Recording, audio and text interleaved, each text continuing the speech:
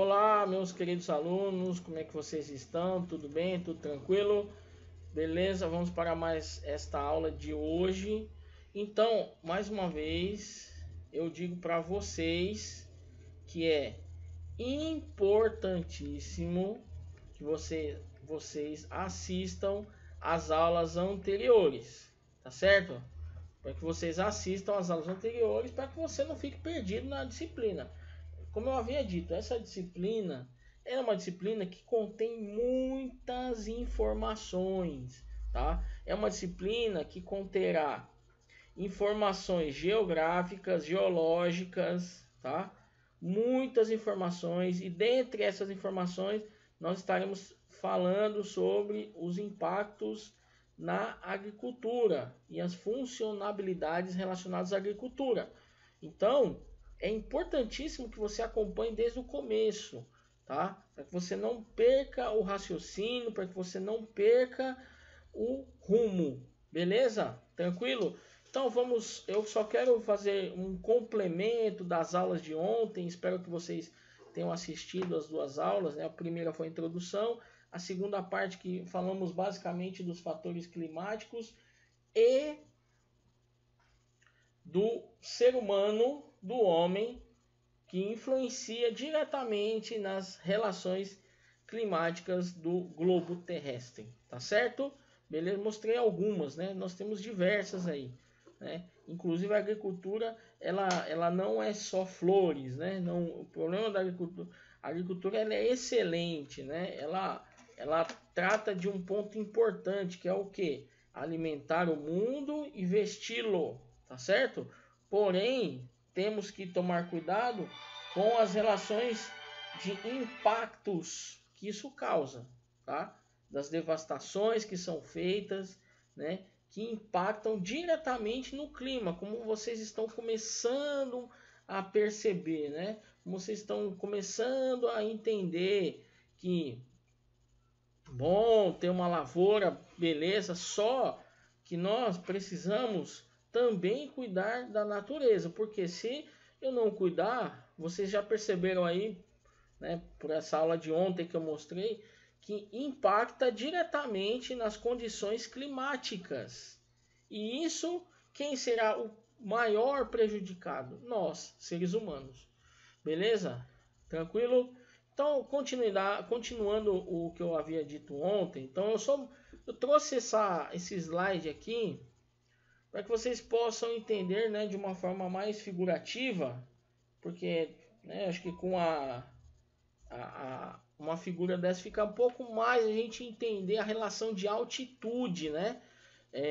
Não sei se todo mundo conseguiu entender e perceber o que seria uma altitude, né? Então eu trato aqui uma relação importante, que é o seguinte, né? Ó, as relações de altitude, temperaturas e o que eu vou encontrar com determinada altitude, tá? Então veja, quando eu estou aqui, ó, a terras mais quentes, né? Vamos pensar o seguinte, mais a nível do solo, né? Ou mais ao nível do mar, certo? A gente tá vendo até o rio aqui, ou o mar, né? Então a gente vai encontrar o que? Florestas tropicais, palmeiras, arroz, café, banana, entre outras situações. Aí a gente começa a subir. Vamos começar a subir o morro, né? Então vejam, quando eu começo a subir, ainda considerada em torno aí de, vamos pôr, 1.000 metros, né? Eu ainda consigo encontrar o que? Florestas subtropicais, aí eu venho a cana de açúcar, eu venho a soja, eu venho plantações de uva, tá? Quando eu começo a passar dos 1.200 metros, lembrando sempre o seguinte, qual é a referência? A referência é o nível do mar, tá? Então você pega lá o nível do mar e aí você verifica o quanto está subindo, tá certo? O quanto está subindo. Então vejam, a partir de 1.200 metros de altitude, nós estamos falando de altitude.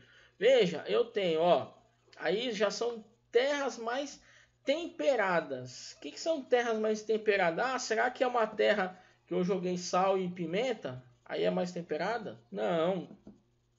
É uma terra que é uma Não é tão quente e não é tão frio. São temperaturas chamadas amenas, né?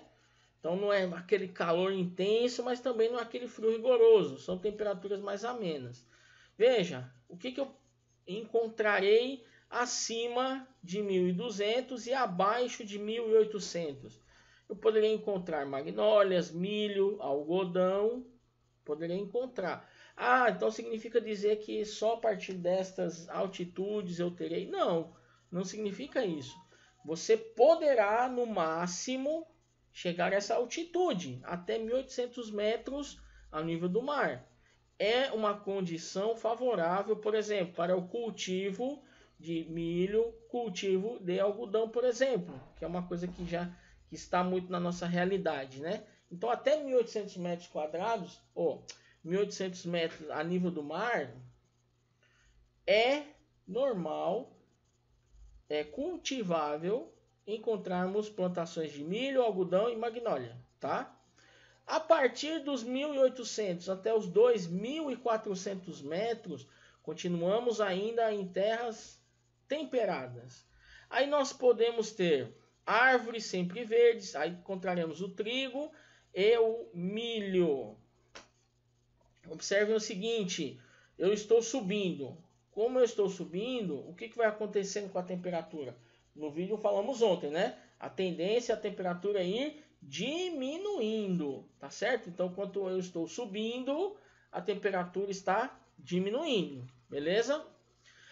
Acima dos 2.400 até os 3.000, veja, aí nós encontraremos árvores de folha caducas, centeio, aveia e trigo. Então vejam o seguinte, né? Vejam o seguinte, como aí fugiu a palavra agora, ó. Esses grãos, né? Esse tipo de grão aí necessita de uma temperatura mais fria. E aí vocês vejam que a condição boa para ele poder se desenvolver é acima dos 2.400 metros relacionados ao nível do mar, tá? Então, por favor, tomem muito cuidado quando tratarmos de altitude, para que vocês possam entender o seguinte, é 2.400 metros acima do nível do mar, tá? Beleza? Quando eu chego acima de 3.000 metros, aí vejam, eu tenho algumas plantações ainda, né? Coníferas, a cevada e a batata, como por exemplo. Então, acima de 3.000 eu já... E aí, entre 2.400 e 3.600, eu estou chamado nas terras frias, tá? Chamadas terras frias, temperaturas já menores, né? Cada vez mais eu estou diminuindo a temperatura. Quando eu passo dos 3.600 metros, aí a coisa já começa a complicar. Por quê? Porque aí começa a entrar, a temperatura está muito fria, aí eu já começo a encontrar neve, né? Aí o que eu vou encontrar nesse ambiente, né? Eu vou encontrar musgos, líquens, né? É isso que eu vou acabar encontrando. Acima dos 4.200 metros de altitude, aí é chamada de neve eterna, tá? Ah, professor, eu tô vendo aqui, ó, que aqui você tá falando que a temperatura vai diminuindo, e eu tô vendo que esse número aqui do lado, ó, tá aumentando, e isso aqui parece temperatura, mas isso não é temperatura. Isso aqui é a latitude, tá? Latitude, também dada em graus, tá? Dado em graus, tá? Graus, cuidado.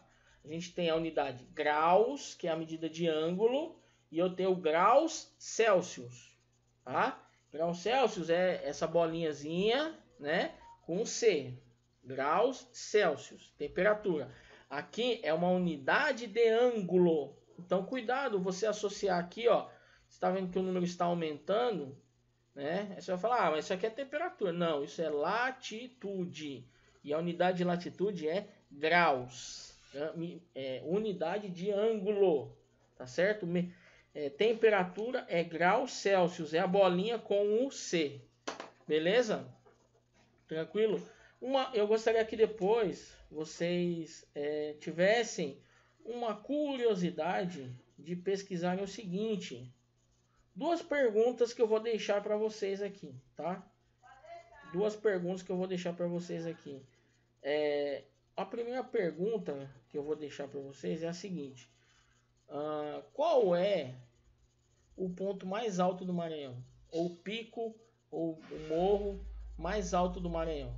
É a primeira pergunta que eu deixo para vocês nesse novo método, né, de aula. Então, como eu havia dito para vocês na live de ontem, quem assistiu, eu lançarei algumas perguntas, né, durante as aulas e espero que você se atente e vá pesquisar, tá? Porque você já sabe o que pode resultar. Já falei na live ontem.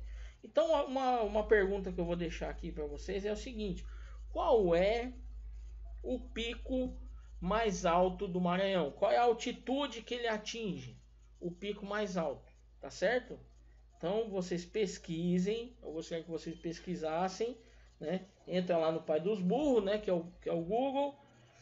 Qual é o pico mais alto do Maranhão? Beleza?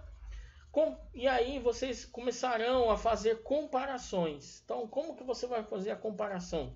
Você vai fazer o seguinte, você vai pegar o pico mais alto do Maranhão, aí você vai fazer o seguinte, ó, você vai comparar com o Everest, tá? Vai lá no Google também, pesquisa lá qual é a altitude do Everest, tá certo? Você vai pesquisar a altitude do Everest. Depois de você pesquisar, aí eu quero que você procure qual é o pico que tem maior altitude no Brasil. Qual é o pico que tem maior altitude no Brasil? Tá certo? Beleza? E aí, para fechar esse, não vou dizer trabalhinho, mas uma pesquisa, você vai pegar o seguinte. Pegue aí, ó, de acordo com a sua localidade. Então você vai pegar de acordo com a sua localidade. Eu estou na Batavo. Então você vai se informar qual é a altitude da Batavo em relação ao nível do mar. Eu estou em Balsas, né? Eu estou em Balsas. Qual é a altitude de Balsas em relação ao nível do mar? Qual é a altitude de Campos Lindos em relação ao nível do mar? E qual é a altitude de Alto Parnaíba em relação ao nível do mar? Então vocês vão buscar essas 4 ou 5 informações, beleza? Vão fazer um comparativo entre elas, tá certo? Que na live de segunda-feira, nós discutiremos esse assunto. Então, a gente vai comparar para poder ver aí cada valor e tudo mais. E aí, para quem quiser ampliar o seu campo de pesquisa, você pode também, se você quiser, né? Você pode, por exemplo, pesquisar aí na internet a altitude que estão as serras conhecidas aqui no Maranhão, principalmente no sul do Maranhão, Serra do Penitente, Serra Branca, né? Serra da Fortaleza, vocês já devem ter ouvido falar. Pesquisem, vejam qual será a altitude dessa serra. Então aí vocês já começam a ter uma noção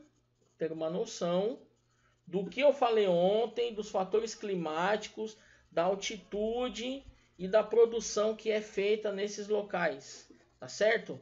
Beleza? Então fica esta pesquisa para vocês aí, né? Pesquisar essas altitudes relacionadas a esses locais que eu passei para vocês, beleza? Mais uma coisinha antes de podermos entrar em outro tema, vamos falar do albedo. Albedo não é o nome de uma pessoa, né? E o que é esse negócio aí de albedo, tal, não sei o que? O albedo é o índice de reflexão de uma superfície e varia de acordo com a sua cor. os raios solares que penetram na atmosfera e são por eles refletidos sem incidir na superfície, retornam ao espaço sideral e não alteram a superfície do planeta, já que não há retenção de energia. Isso é um albedo. A neve, por ser branca, reflete até 90% dos raios solares incidentes. O que isso significa? Tá? Antes que a gente continue aqui, ó, galera, é o seguinte.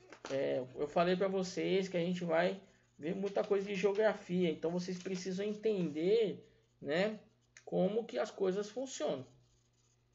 Antes da gente poder entender o que ocorre na planta, na cultura, vocês precisam entender como aquilo chega na planta. Como antes que a cultura receba, como chega, né? Então vamos pensar o seguinte. Uma coisa que precisa ser bem clara para todos nós é o seguinte: essa relação de incidência, né? Então a gente sabe que os raios solares, eles vêm lá do Sol, passam por uma parte do sistema solar, né? E no espaço, lembrando que o espaço é vácuo, né? Então esses raios aí vêm na forma de irradiação, vem aí percorrendo, chega no planeta Terra, passa pelas nossas camadas atmosféricas, que vamos falar mais à frente, né? E até chegarem, por exemplo, na planta, no solo, né? Na terra que eu digo é no solo. E aí, as cores, elas são de fundamentais importâncias. Por quê? Vamos fazer um teste? Você mesmo pode fazer um teste aí na sua casa. Faça o seguinte, vista uma camisa preta, faz esse teste aí, né? Como nós estamos em uma região que há muito índice solar, tá? Há uma quantidade grande de índice solar, e eu falo não só a quantidade, mas também em termos de tempo, né? Nós sabemos que aqui nós temos um período muito grande em relação a outros locais do país, que a incidência solar é maior ou mais prolongada, tá certo? Isso é importantíssimo também para quem pensa em energia solar, tá?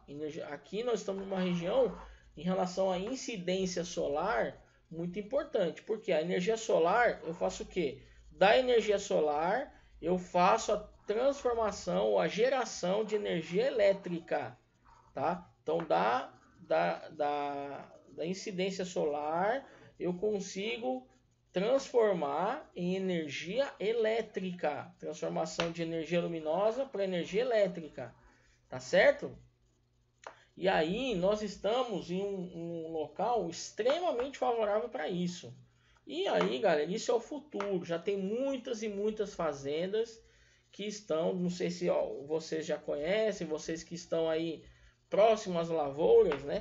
Existem muitos fazendeiros, existem muitas fazendas que já estão adotando a energia solar. Porque além de ser uma energia limpa, é uma energia mais barata e nós estamos aproveitando o que o ambiente nos mostra, nos traz, que é o que? O sol, a incidência solar. Beleza? Então veja, faça um teste depois, você na sua casa, e coloque uma camisa preta e saia no sol. Principalmente, quer fazer um teste bem feito? Faz mais ou menos no horário do meio-dia. Então amanhã, domingão, você vai fazer nada mesmo, né?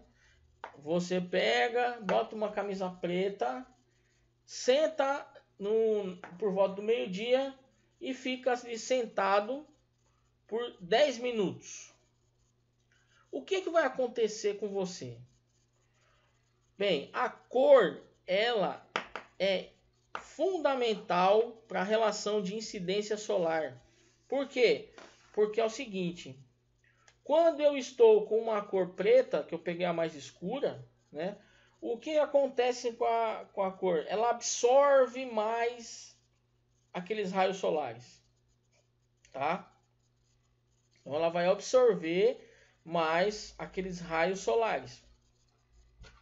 Em absorvendo aqueles raios solares, o que vai acontecer? A temperatura vai se elevar, tá certo?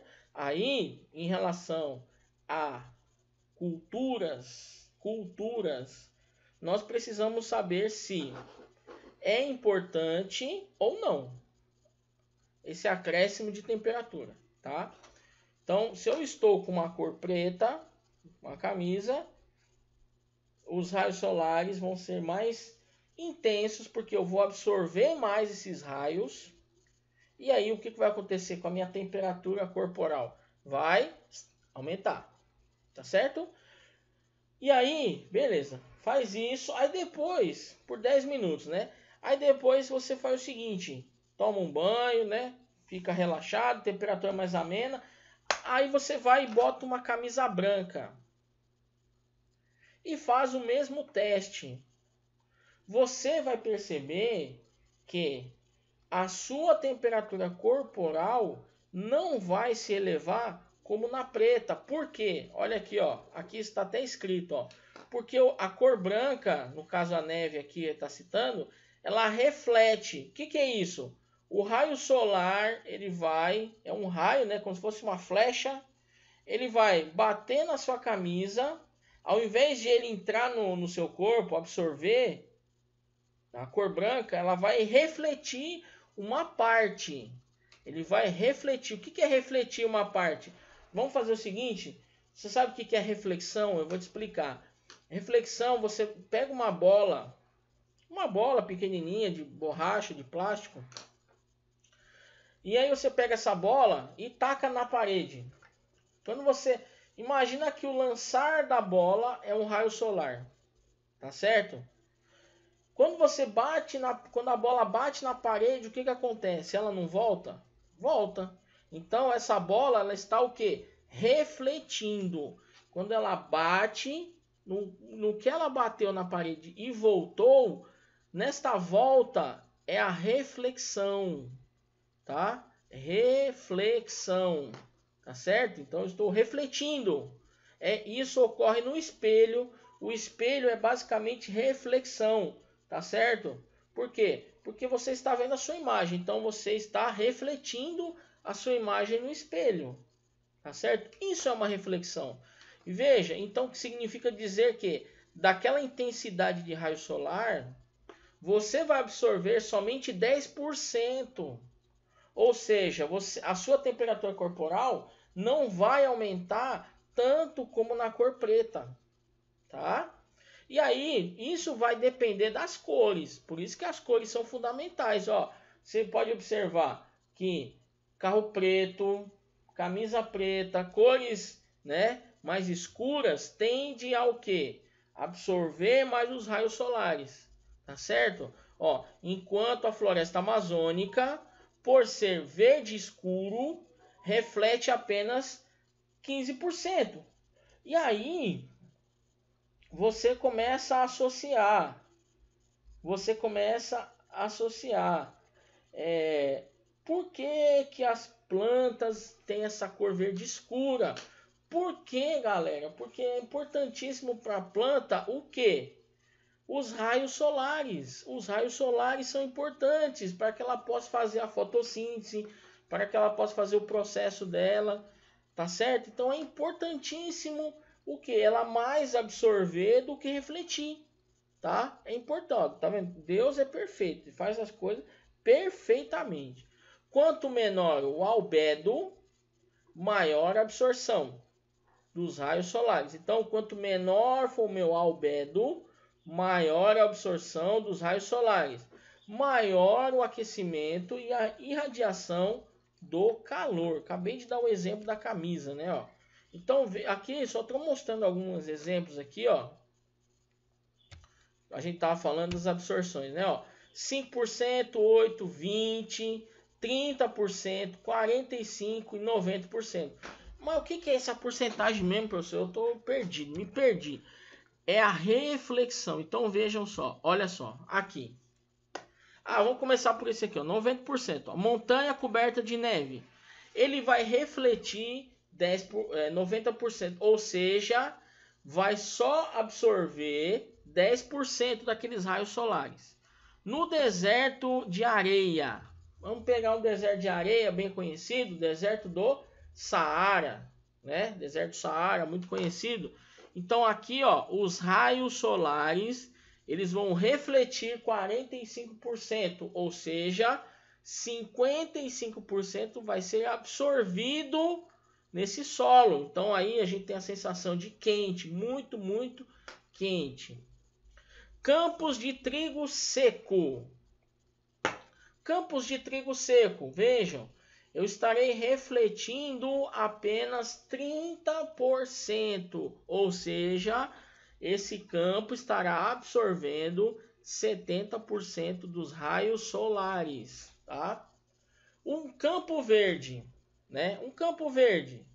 Veja que as tonalidades de cor vão mudando. Eu não falo nem que vocês observem as cores, mas principalmente as tonalidades, tá? Escuro, claro, beleza? 20%, olha só, 20% refletindo num campo verde, ou seja, absorção de 80%, tá? Temos aqui, por exemplo, uma terra marrom, olha só a tonalidade, quase preto, tá? Quase preto, quase preto. Terra marrom, eu vou ter uma reflexão de 8%, ou seja, eu vou ter uma absorção para o solo e para o que estiver nele de 92%. E eu tenho uma situação aqui que é o asfalto. O asfalto ele vai refletir 5%, ou seja, ele vai absorver 95% dos raios solares. Aí vem aquela expressão, né? Vamos fritar um ovo no asfalto, né? Vamos fritar um ovo no asfalto. Então, muitas vezes a gente se depara com asfalto extremamente quente, tá? As massas de ar, né? Eu falei um pouquinho para vocês sobre as massas de ar. Tem um outro ponto aqui que eu queria mostrar, tá aqui. Vamos ver a parte de vegetação. Acho que eu falei um pouco ontem, mas eu quero abranger um pouco mais essa discussão, né? Então, vamos pegar aqui, ó, sobre a vegetação, né? Ó.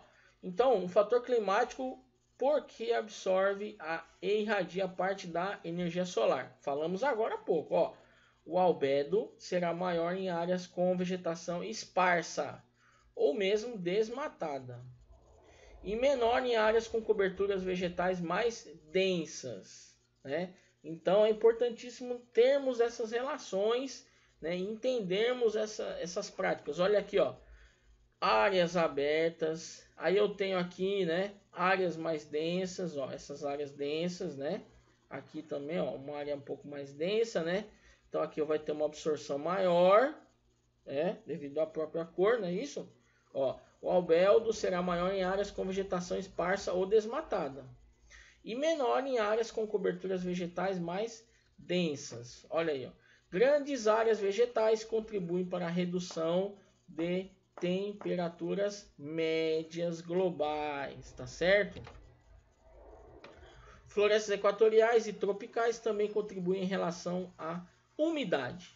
Calcula-se que aproximadamente 50% das chuvas da região amazônica provém do processo de evapotranspiração, ou seja, da transferência da água do solo para a atmosfera através de quem? Das plantas, tá? As chuvas, nós já falamos das chuvas, as relações de ilha de calor, né? Olha aqui, para que vocês possam entender, né? Ó, é esse aqui, ó.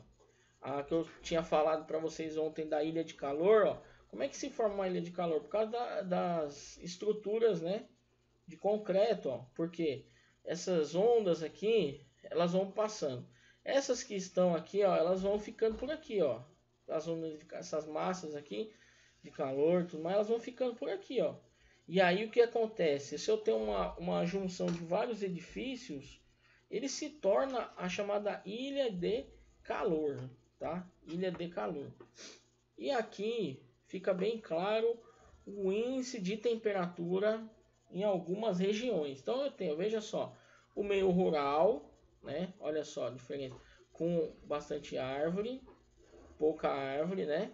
Parques, e aí no centro da cidade, né? O downtown, centro da cidade. Olha só a temperatura neste ponto. Por quê? Devido às construções de prédios, tá certo? O que mais aqui? Umidade. Deixa eu tocar num ponto importante, que é a umidade também, para que vocês possam reforçar esse conhecimento que vocês têm, né? Ó. Então, umidade, né? Vapor de água representa somente 2% da massa total da atmosfera e 4% do seu volume, mas é o componente atmosférico mais importante na determinação de tempo e do clima. Quem é? A umidade. Quanto maior for a temperatura, maior será a capacidade do ar em absorver umidade.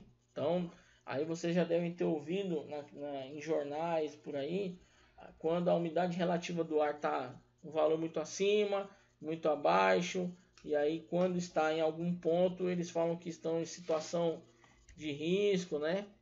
Aqui, principalmente na região de Balsas, temos esses problemas, né? Principalmente devido à falta de chuva, né? E aí, nesses problemas de umidade, baixa umidade, né? Podem acontecer os problemas respiratórios, o ar fica mais seco, né? E aí as pessoas que são propiciadas ou as pessoas mais sensíveis a terem problema respiratório sentem mais nesses períodos quentes, tá? Sentem mais nesses períodos quentes. Quando dizemos que a umidade do ar é de 80%, significa que faltam 20% para o ar atingir seu ponto de saturação, tá? Se a temperatura do ar diminui, o vapor se condensa. Ó, vamos entender o que é condensar. Eu falei ontem de condensar nas aulas e eu espero que vocês tenham entendido, mas alguns podem ser que ainda não tenham entendido. O que é condensar, né? O que seria esse processo de condensamento ou condensação? Vamos pensar o seguinte: imagina que você tem uma panela, tá certo? Dentro desta panela você tem água, tá? Beleza. Dentro dessa panela você tem água. E aí você coloca essa água para aquecer, beleza? Essa panela está fechada, tá? Se essa panela está fechada, o que vai acontecer? A água, por sua vez, vai aquecer e aí pelo processo físico, né, vai acontecer a evaporação. Então, aquela água líquida vai se transformando em gasosa. E aí vai subir, né? Ela vai aquecer, aquecer, aquecer. Lembrem vocês que nós falamos ontem na aula, né? Quando as partículas se aquecem, elas sobem. Quando as partículas se esfriam, elas descem. Então, o que acontece? Eu estou aqui, ó, com a minha partícula aquecida, né? Só que aí, como a panela está fechada, não tem aquela parte que fica se for uma tampa de vidro, né? Como o vapor não tem para onde ir, ele fica ali, né? A pressão aumenta, que é o que acontece na panela de pressão. Por isso que é chamado de panela de pressão, porque ali a água está confinada. A água aquece, aquece, aquece, gera vapor. Esse vapor, o que vai acontecendo? Dependendo do que está lá dentro, vai aumentando a pressão. Então, se eu tenho uma batata, por exemplo, ali dentro da panela, vai acontecendo o que? Vai aumentando cada vez mais a pressão em cima daquela batata. Vai aumentando, aumentando, aumentando. Como tem água também, né? A água vai amolecendo, tá certo? Aumento de pressão. Quando eu tenho um sistema fechado, eu aqueço a água, consequentemente a temperatura sobe e a pressão também vai subir, tá certo? Aí eu posso canalizar isso, por exemplo, para um determinado processo. Isso acontece principalmente nas usinas termoelétricas, né? Que é um processo chamado termomecânica, né? O processo chama termomecânica, né? O aquecimento, através desse aquecimento, eu gero vapor d'água e esse vapor d'água me transforma em trabalho, tá? Transforma em trabalho. E aí o que acontece? Depois de aquecida essa água, vira o vapor. Notem que vão ficar aquela parte, a gente chama parte suada, né? Ainda vai ter água, E quando essas partículas de vapor estão num ponto e elas começam a se bater e se juntar, o que acontece? A temperatura delas vai começar a diminuir também, né? Vão se cruzando tal, no tempo elas vão tentar escapar de algum lugar. Então, o que acontece? Essas partículas, né, se não forem soltas no ar, elas vão condensando, como acontece em relacionado à chuva. Ó, o raio solar bate no solo, bate na água, faz com que a água evapora, aí aquelas partículas quentes sobem, chega um momento que elas vão começando a se juntar. E aí vai se juntando as partículas e aí elas voltam ao que? A condensar, a tornar uma massa, voltar uma massa. E aí quando ficar essa massa, aí vão enchendo, chega um momento que precipita. Quando precipita é onde acontece a chuva, tá? Onde acontece a chuva. Se a temperatura do ar diminui, o vapor se condensa e dá origem a diferentes formas de precipitação. Ó. Chuva, neve também. Neve é quando a coisa se aperta muito mais, se junta cada vez mais, né?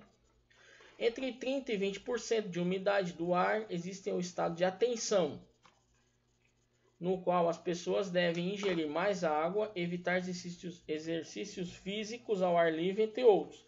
Então, quando eu tenho uma umidade relativa do ar nesta faixa de tolerância, eu estou com um tempo muito seco, que é o que acontece aqui na nossa região, tá? Principalmente nesse período. Vamos entrar agora em um período de seca total, né?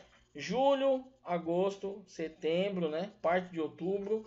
Então nós estaremos com a umidade nessa faixa aqui, ó. Entre 20% e 12% é um estado de alerta.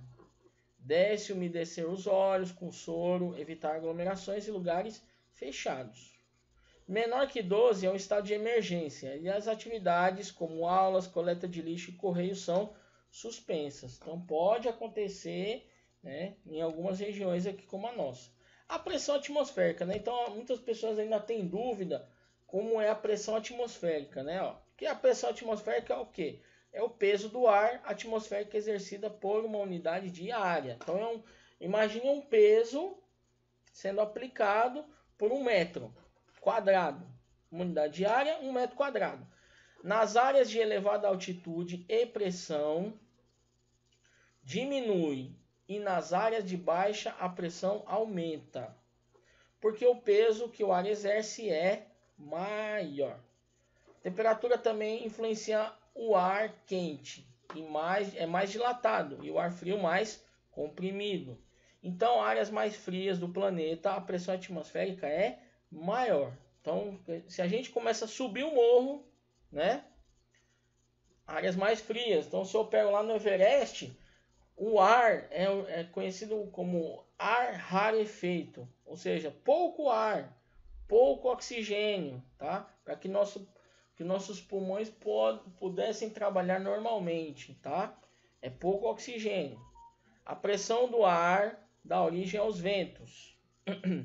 Então essa pressão, né? Essa pressão gera o que? Os ventos que nós vemos aí. Eles se originam nas áreas de maior pressão e se deslocam para as de menor pressão. Então, normalmente acontece o seguinte: essas massas, né, frentes frias que vocês veem por aí, são originadas de onde? Lugares que têm menor temperatura. Então, nós pensamos que vem da onde? Dos polos, né? Antártica, massa polar. Temos uma massa atlântica, que é gerada onde? No Oceano Atlântico. Então essas massas são originadas aonde? Nesses locais. E aí essas massas vão se deslocando, como eu mostrei ontem no mapa. Um mapa múltiplo com várias setinhas, né? Subindo, descendo, para lá e para cá. Ora são massas vermelhas, ora são massas azuis, massas quentes, massas frias, tá? Então, devido à diferença de pressão, o ar está quase sempre em movimento, deslocando-se de zonas de alta pressão, fria, para zonas de baixa pressão, quente. Ar frio desce e o ar quente sobe. Nós vimos isso principalmente na formação da chuva oreográfica, né?